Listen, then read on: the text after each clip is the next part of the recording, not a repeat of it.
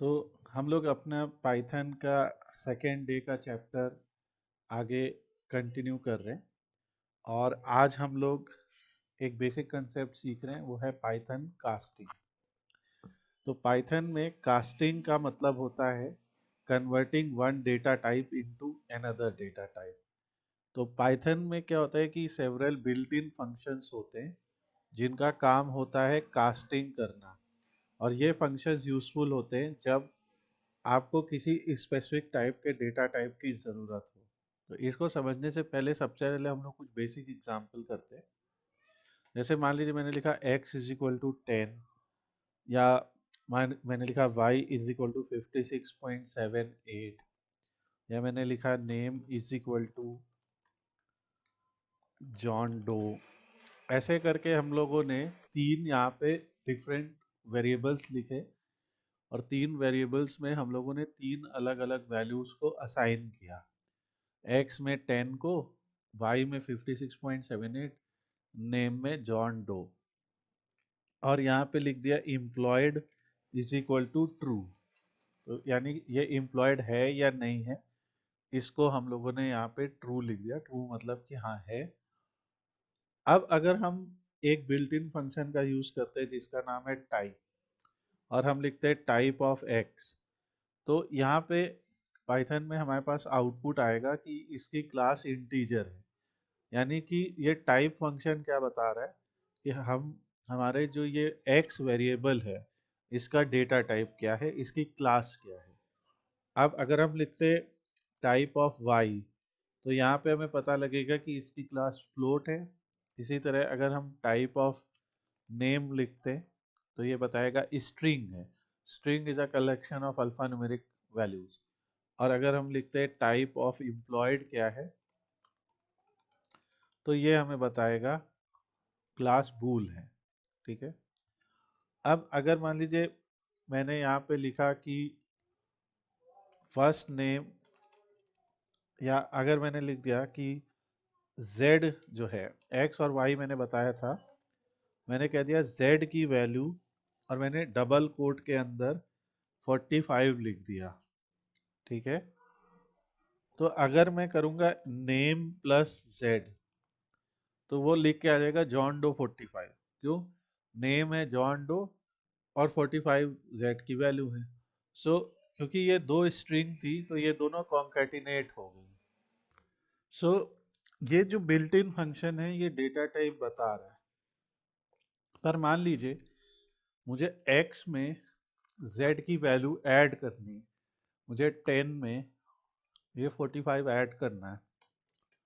तो अगर मैं लिखूंगा x प्लस z, तो यहाँ पे एरर आएगा। ये कह रहे हैं कि अनसपोर्टेड ऑपरेंड है, हम इंटीजर को स्ट्रिंग के साथ नहीं ऐड कर सकते। तो इसके लिए हम क्या करेंगे, तो यहाँ पे हमारे आते हैं type casting functions. So type casting function built in function होते हैं।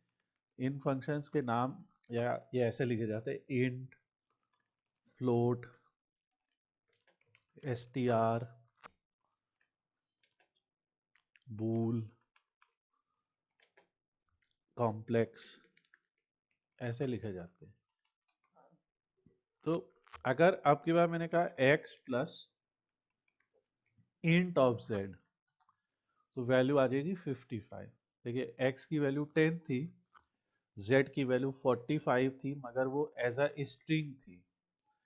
तो जब हमने ये इंट फंक्शन यहाँ पे लगा दिया तो क्या हो गया, z की वैल्यू टाइप कास्ट हो गई, उसका टाइप बदल गया, और अब z की जगह 50, z की वैल्यू 45 इंटीजर बन गई। इसी जगह से अगर मैं लिखता हूँ x plus float of z, तो 55.0 हो जाएगा। क्योंकि अगर हम किसी भी नंबर का फ्लोट लिखते हैं, जैसे मान लीजिए मैंने लिखा फ्लोट ऑफ 56, तो उसका फ्लोट 56.0 हो जाएगा। ये बस एक डेसिमल ऐड कर देगा। ठीक है। इसी जगह अगर मैंने लिख दिया इंट ऑफ y, देखिए y की वैल्यू क्या है, 56.78 है।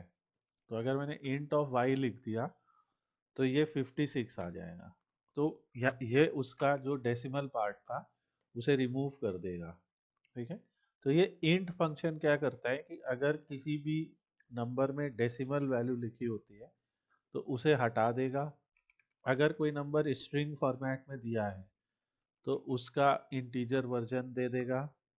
अगर मान लीजिए मैंने लिख दिया इंट ऑफ ट्रू तो 1 दे देगा। अगर मैंने लिख दिया इंट ऑफ फॉल्स, ठीक है, सो ये हमें 0 दे देगा। तो ये जो टाइप कास्टिंग होती है इसके थ्रू क्या होता है कि हम इस तरीके से इंटीजर का या किसी भी वैल्यू को किसी वैल्यू में चेंज कर सकते हैं, पर वहाँ पे एक वैलिड वैल्यू होनी चाहिए।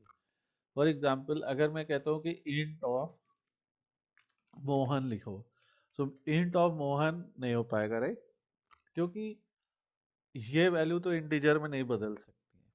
तो जो बूलियन वैल्यू है या कॉम्प्लेक्स वैल्यूज हैं, जैसे कॉम्प्लेक्स वैल्यू कैसे लिखते हैं, 5 + 6j, यानी 5 इसका रियल पार्ट है और 6 इसका इमेजिनरी पार्ट है। तो अगर मैंने यहाँ पे लिख दिया इंट ऑफ 5 + 6j, तो भी ये क्या कह रहा है कि int argument must be a string, a byte like object or a real number, not complex. So ये अगर हमने इसको फ्लोट दिया या एक ऐसी स्ट्रिंग दी जो स्ट्रिंग एक नंबर है या बूलियन वैल्यू दी तो ये उसे टाइप कास्ट कर देगा इंट फंक्शन, पर कॉम्प्लेक्स के केस में नहीं कर पाएगा। पर इसका रिवर्स जरूर हो जाएगा। मान लीजिए जैसे 50 एक इंटीजर है, राइट, तो अगर हम कहते हैं कि कॉम्प्लेक्स ऑफ 50, तो ये जो टाइप कास्टिंग फंक्शन है ये क्या करेगा। अब जैसा क्वेश्चन आप पूछिए कि इंटीजर 50 में आ, आपका इमेजिनरी पार्ट क्या है, डू यू नो। सो अगर हम कॉम्प्लेक्स 50 को एंटर करेंगे तो ये 50 + 0j दिखा देगा। तो ये हमारा होता है टाइप कास्टिंग। अब टाइप कास्टिंग के बाद हम लोग को एक चीज और भी समझनी है, ये मैंने फर्स्ट डे भी बताया था। जब हम लोग पाइथन को इंस्टॉल करते हैं अपने कंप्यूटर में, तो ये आइडल हमारे कंप्यूटर में IDE यानी इंटीग्रेटेड डेवलपमेंट एनवायरनमेंट ये इंस्टॉल हो जाता है। जैसे ये आइडल है तो ये इंस्टॉल हो गया। जब हम आइडल को ओपन करते हैं तो बाय डिफॉल्ट ये ऐसा आता है जिसमें यहाँ पे ये 3 एरोज आ रहे होते हैं। पर जब हम इसको कंट्रोल N करेंगे या फिर फाइल में जाके न्यू फाइल करेंगे, देखिए ये यहाँ पे कमांड भी लिखा है। अगर कोई मैक से ऑपरेट कर रहा है तो मोस्ट प्रोबेबली ये कमांड N होगा। जब न्यू फाइल आप ओपन करेंगे तो ये एक और हमारा एडिटर आ रहा है। इसमें इसमें अंतर ये है कि यहाँ पे ये 3 एरोज नहीं आ रहे हैं। तो यहाँ पे ये 3 एरोज नहीं आने का मतलब ये है कि इस जगह पे आपका एडिटर का काम आप कर सकते हैं। ठीक है, एडिटर का मतलब यहाँ पे हम जाके एडिट्स नहीं कर सकते। जैसे लेट्स से ये लाइन गलत होगी तो इसको हम यहाँ पे नहीं कर सकते। आप साउंड सुनिएगा, ऐसी कोई साउंड आएगी, सो यहाँ पे नहीं कर सकते, पर यहाँ एडिटर में ये कर सकते हैं। तो अब मान लीजिए हम एक छोटा सा प्रोग्राम लेते हैं और इस प्रोग्राम का नाम है हाउ टू टेक, या ऐसे करते हैं कि टेक 2 नंबर्स फ्रॉम यूजर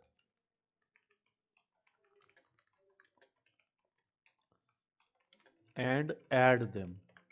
छोटा सा प्रोग्राम बना रहे, हम यूजर से 2 नंबर्स इनपुट कराएंगे और उन्हें ऐड करेंगे। सो पाइथन में एक और बिल्ट इन फंक्शन होता है जिसका नाम होता है इनपुट फंक्शन। ठीक है, तो ये जो बिल्ट इन फंक्शन इनपुट होता है, जैसे इसका नाम है, ये यूजर से वैल्यू लेने का काम करता है। सो अभी समझ में आने लगेगा। तो मान लीजिए मैंने पहला वेरिएबल बनाया, कहा नंबर 1, और इसको कहा इनपुट, और यहाँ पे हमने कह दिया इनपुट फर्स्ट नंबर। ऐसा मैंने एक प्रोग्राम बनाया कि पहला नंबर इनपुट करो। फिर मैंने लिखा num2 और यहाँ पे लिख दिया इनपुट सेकेंड नंबर। ओके, इस तरीके से हम यूजर से कुछ भी नंबर इनपुट ले सकते हैं। फिर हमने पाइथन से कहा पाइथन भाई प्रिंट कर दो, प्रिंट num1 प्लस num2। तो ये छोटा सा प्रोग्राम बन गया और इसे हम सेव कर लेते हैं। मैं वरीशा नाम के फोल्डर में आपके लिए सेव करो, बाद में आपको जितने भी कोड्स हैं शेयर कर दूंगा आप लोग को। ये जो है फाइल को हमने लिख लिया ऐड या ऐड समथिंग कुछ नाम से सेव कर लिया, ऐड या सम। अब इसके बाद जब हम यहाँ से इसको रन करेंगे ना, ठीक है, रन करेंगे, रन मॉड्यूल, तो ये देखिए हमसे फर्स्ट नंबर मांग रहा है, मैंने कहा 56, सेकेंड नंबर 44। इसने सम कर दिया, लेकिन जब ऐड करके आउटपुट दिया वो लिख दिया 5644, ठीक है। सो बेसिकली यहाँ पे एक छोटा सा नोट हमें याद रखना है कि इनपुट फंक्शन टेक या gives string as a output. ये आप लोगों को याद रखना है कि जब भी हम इनपुट फंक्शन से लेंगे तो वहां पे एक कमांड पे एक लाइन आएगी, लाइन मतलब ये जो लाइन है, और इस लाइन में यूजर से इनपुट लिया जा रहा होगा, और जब यूजर एंटर करेगा तो जो पाइथन उसे इंटरप्रेट करेगा वो एज अ स्ट्रिंग वैल्यू करेगा। पर अगर हमें किसी चीज का मैथमेटिकल सम प्रिंट करना है तो मैथमेटिकल सम को प्रिंट करने के लिए हम लोगों को उसके लिए यहाँ पे उसे टाइप कास्ट करना पड़ेगा। तो हम एक तरीका ये है कि हम यहाँ पे ऐसे लिखते हैं इंट num1 इंट num2, ठीक है, ऐसा, और इसको सेव कर देते हैं। तो इससे ये होगा कि इंट num1 इंट num2 हमने सेव कर दिया। अब जब हम इसे रन करेंगे तो ये देखिए फिर रीड लाइन आई, इस बार हमने वही सेम चीज एंटर की 56, और इस बार ये एंटर किया 44। अब इस बार जो आउटपुट आया वो 100 आया, यानी इनका मैथमेटिकल सम आया। तो ये चीज आप लोग को याद रखनी है। अब मान लीजिए कि हमें इन्हीं नंबर्स को आगे भी किसी ऑपरेशन में यूज करना है, ठीक है। तो जैसे मैंने यहाँ पे लिखा प्रिंट इंट, अभी इंट विंट मैं नहीं कर रहा हूँ। तो जैसे मुझे जो नंबर यूजर ने एंटर किया है, मान लीजिए उस नंबर में मुझे स्क्वायर करना है, तो मैं ऐसे लिखूंगा प्रिंट num1 स्टार स्टार 2। तो स्टार स्टार ये जो डबल स्टार ऑपरेटर होता है ये एक्सपोनेंशिएशन कहलाता है, ये हमने लास्ट चैप्टर में भी पढ़ा था। जैसे एक्सपोनेंशियल होता है ना, तो ये एक्सपोनेंशिएशन है, या सिंपल टर्म्स में समझिए तो पावर है, ठीक है। इसका मतलब होता है num1 की पावर 2, ऐसा इसका मतलब है। तो अब अगर हम रन करते हैं, हमने कहा फर्स्ट नंबर 4 है, सेकंड नंबर 5 है, तो 9 तक तो वो आउटपुट कर गया, यहाँ तक 9 तक वो आउटपुट कर गया, क्योंकि 5 + 4 9 हो गया। पर यहाँ जाके उसने एरर थ्रो किया, उसने एरर कहा कि भैया आपकी तो वो वैल्यू स्ट्रिंग है। तो ये प्रॉब्लम क्या हुई कि यहाँ पे तो हमने उसे इंट में बदला था, यहाँ नहीं बदला। तो इसके लिए इजी तरीका क्या, ऐसे तो भाई आगे मान लो हमें प्रोग्राम में जब जब इसे यूज करना पड़ेगा तब तब हमें इसको यू नो ऐसा करना पड़ेगा कि तब तब हमें इसका नाम यूज, तब तब इसे टाइप कास्ट करना पड़ेगा। तो एक सबसे इजी तरीका ये होता है कि आप इस तरीके से इसे स्टोर कर दीजिए।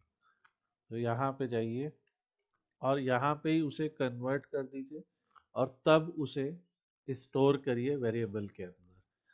यहाँ पे भी आप फ्लोट भी लिख सकते हैं अगर आपको लगता है कि, देखिए फ्लोट एक बेहतर चॉइस होती है इंटीजर के अपेक्षा, इंटीजर के अलावा, क्योंकि इंटीजर में क्या होता है कि कई बार जो है, अगर मान लीजिए यूजर ने नंबर जो एंटर किया वो एक डेसिमल नंबर है, तो इंटीजर तो उसे इंटीजर में ही बदल देगा, राइट, उसका डेसिमल पार्ट हटा देगा, जैसे अभी हमने यहाँ पे देखा था। सो फ्लोट में क्या होएगा, बहुत ज़्यादा एक पॉइंट ही आ जाएगा, तो वो पॉइंट हम लोग झेल लेंगे, ठीक है। तो फ्लोट में हमारे दोनों नंबर्स आ जाएंगे, चाहे इंटीजर हो चाहे फ्लोट हो। तो एक हम लोगों ने इस तरीके से किया, और अब जरा इसको हम लोग रन करते हैं, लेट्स सी क्या होता है। तो अब हमने वही फिर से किया 4, और वही फिर से किया 5। तो देखिए 4 + 5 का जो सम है वो 9 आ गया, और पहले नंबर है 4 का जो स्क्वायर है वो आ गया 16। एक और छोटी सी चीज़ है, अगर कोई मान लो स्क्वायर रूट कहे तो क्या करेंगे, तो हम लोग लिखेंगे प्रिंट num1 स्टार स्टार 0.5, ठीक है। क्योंकि स्क्वायर रूट का मतलब क्या होता है कि स्क्वायर रूट में आप पावर 1.2 से उसकी, जैसे यहाँ पे स्क्वायर में पावर 2 होती है, तो स्क्वायर रूट में पावर 1/2 होती है, तो आप यहाँ ऐसे भी लिख सकते हैं 1/2। तो ये आपने एक छोटा सा एग्जाम्पल किया। तो ऐसे हम मान लीजिए हमें पता है कि 4 का स्क्वायर 16 है, और 4 का स्क्वायर रूट 2 है। सो रन करते, फिर से वही लिखते 4। तो देखिए ऐसे ये 16 उसका आ गया, और ये उसका आंसर आ गया। पर यहाँ हमें पता नहीं चल रहा है कि आखिर में प्रिंट हो क्या रहा है। तो हम प्रिंट करते समय ऐसे लिखेंगे, यहाँ पे प्रिंट में हम लोग पहला आर्गुमेंट पास करेंगे सम इज, ऐसा लिख देंगे। फिर हम लिखेंगे स्क्वायर इज, मतलब उस square of first number is, मतलब पहले नंबर का स्क्वायर ये है। और यहाँ पे अंडर रूट या स्क्वायर रूट ऑफ, ऐसा square root of first num is, और फिर ऐसा लिख देंगे। तो ये एक छोटा सा ही प्रोग्राम बना, इसमें हमने फर्स्ट नंबर किया 5, सेकेंड नंबर किया 6। तो देखिए square of first number is 25, square root of first number is 2.23, और ये काफ़ी ज़्यादा डेसिमल प्लेसेस तक जाएगा। आगे चल के हम लोग ऐसे फंक्शंस भी सीखेंगे जिनसे हम नंबर ऑफ डेसिमल प्लेसेस को कंट्रोल कर सके। जैसे कुछ प्रोग्रामिंग लैंग्वेजेस में ऐसे राउंड फंक्शन रहेंगे, और नंबर ऑफ डिजिट भी आप यहाँ पे दे सकते हैं, जैसे n digits is equal to 2, ये हम लोग बाद में देखेंगे। राउंड कहते हैं ना कि राउंड टू 2 डेसिमल प्लेसेस। सो अभी एज अ बिगिनर इस प्रोग्राम का कोड भी मैं अभी शेयर करूँगा आप लोग को।